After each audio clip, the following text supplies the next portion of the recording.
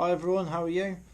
Right, today I'm going to do a question and answer session. I did have one of these videos on my channel a few months ago, but for whatever reason it got removed. So I've managed to find some of the questions that you guys asked. There's not many to get through, but if you want to see a second video of this, me and Simon are happy to do this one. So let's get underway then. First question, who is the better shot? It's like I said before, we both have good days and bad days. It's never a competition on who is the better shot. We just go out and enjoy ourselves. Last time we was out shooting, was doing some pigeon shoot on this farm. Simon beat me that day. You want to call it a competition. I think I shot about 4 or 5 and he got about 10 or 15. So yeah, really the answer to that is just depends on the day. What is the silver tips on the end of your guns? Well, they are chokes, but they're called extended chokes. It just makes your pattern just that little bit more tighter. I use half and half on my over and under and 3/4 on my auto. So that's what they are. What's this one? When did you start shooting and ferreting? I've always been into field sports. I think I started ferreting when I was about 10 years old, 9, 10, and that's when I got my first albino gill. This was off an old friend. He was a part-time gamekeeper, and he gave me one of his gills. Very good working gill. Had it for many years, had some kits off her. And the shooting side, I've always been out with gamekeepers. I was about 4 years old. In fact, it was Simon's father-in-law. I used to go and help him out on his shoots because my pap and Simon's father-in-law were good friends. So I used to go and feed his pheasants with him, and I was that wet and cold one morning, they actually cut the side and the top of the feed sack and put it over me to kind of keep me, a bit more dry. So I always remember that. So yeah, I suppose really I've kind of been into it since I was about 4 or 5 years old, and I've always shot, I've always ferreted. Started off with air rifles, then obviously went up to shotguns with my dad, rifles, and then into lamping. So yeah, it's been basically 30 years I've been into shooting and ferreting. Best nights long netting. To be honest, I don't really know. On my own long netting, I've probably had, I don't know really, don't really count, probably 15, 20 rabbits. It's probably been a good night for myself on my own. But I suppose the best night, there was an old rabbit catcher, again, a friend of my paps from the village I grew up in. I went out long netting with him and one of his friends many years ago. I think they cleared about 60 or 65 rabbits just off one drop. It was actually on a stubble field, and the rabbits were coming from a private driveway, across the drive, under the fence and into the field.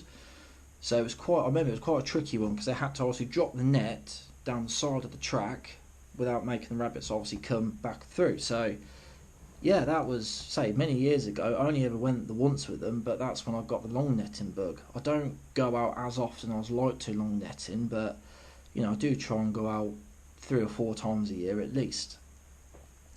What make are your guns?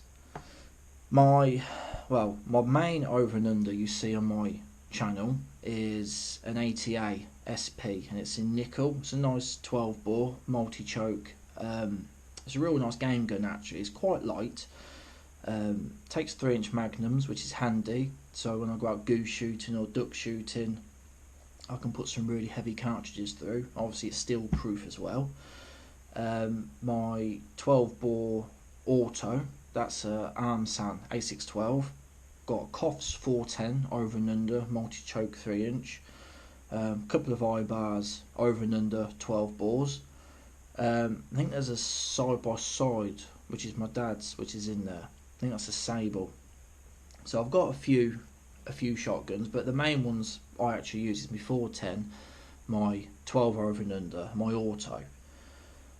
Can you do a purse net making video? Yes, I have said this before. I done one about 2-3 years ago. I was going to do it in sections. I think the one that's on my channel is starting the purse net. Then I was going to do one of obviously continuing the net and then putting the final ring on. But no, when I actually get a couple of hours spare, I will do one net making video from start to finish. I won't do it in sections. I will do just a full video on it. How many ferrets do you have? At the minute I have got 6 ferrets. I've got 6 ferrets. I think Simon's got 4 ferrets. I've only got 2 Jills and the rest are Hobs, but I'm hoping to breed again next year, and I'm going to keep a couple more Hobs back. I've got more Hobs than Jills. Got a couple of castrated Hobs, entire Hobs, and then obviously my 2 young Jills. And this question, do you make your own nets? Yes, I do. I make all my own nets. All the ones you see on my video I've made over years. I started when I was 12. I got a net making kit for Christmas. I couldn't get my head around it for a start, so I got the hump with it and I chucked it in a box and left it in there for about a year. And then my dad started one night. He tried to have a go and I sat there watching him and he couldn't get it. But after watching him, for some reason, it just kind of came to me and I sat there, I made a net, and from then on I've made nets ever since. And then the next question is, how long does it take you to make a purse net? If I've got any orders on, or if I need to boost up my net numbers, obviously some you lose and some that get damaged over time, I can make a purse net from start to finish in 15 minutes. But if I'm just sat at home having a couple of beers, watching TV, making a net, it can take me anything from half hour, 45 minutes, it just depends. But if I've actually got to be on it making a purse net, I can do say 4 nets an hour. Hurts my fingers, but I can do it. And this one, actually I quite liked this one. This was a new question that came in. What's your funniest shooting moment? It has to be the day I brought my Armsan, my auto.